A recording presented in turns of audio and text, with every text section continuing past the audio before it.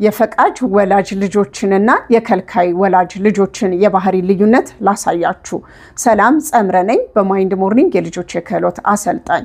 ሁሌ ልጆቻችንን እሺ የምንልና ፈቃጅ ወላጆች ከሆንን ልጆቻችን እንዲህ አይነት ባህሪዎችን ያዳብራሉ። የመጀመሪያው ነገር ሁሉም ሰው እሺ እንዲላቸው ይጠብቃሉ። ጠባቂ ልጆች ይሆናሉ፣ ሴንሲቲቭ ልጆች ይሆናሉ። ሁለተኛ የሚያስደስታቸው ነገር እየጠፋ ግዴለሽ እየሆኑና ስሜት አልባ እየሆኑ ይሄዳሉ። ሶስተኛ ከባድ ነገሮች፣ ተግዳሮቶች፣ እንቅፋቶች፣ ስህተቶች በቀላሉ የሚያቆማቸውና አቅማቸውን አውጥተው ለመጠቀም የሚፈሩ ልጆች ይሆናሉ። ሌላኛው ሁሌ እንቢ የምንልና ከልካይ ወላጆች ከሆንን ደግሞ ልጆቻችን የበዛ አሉታዊ አስተሳሰብን፣ ኔጌቲቭ አስተሳሰብን እያዳበሩ ይሄዳሉ።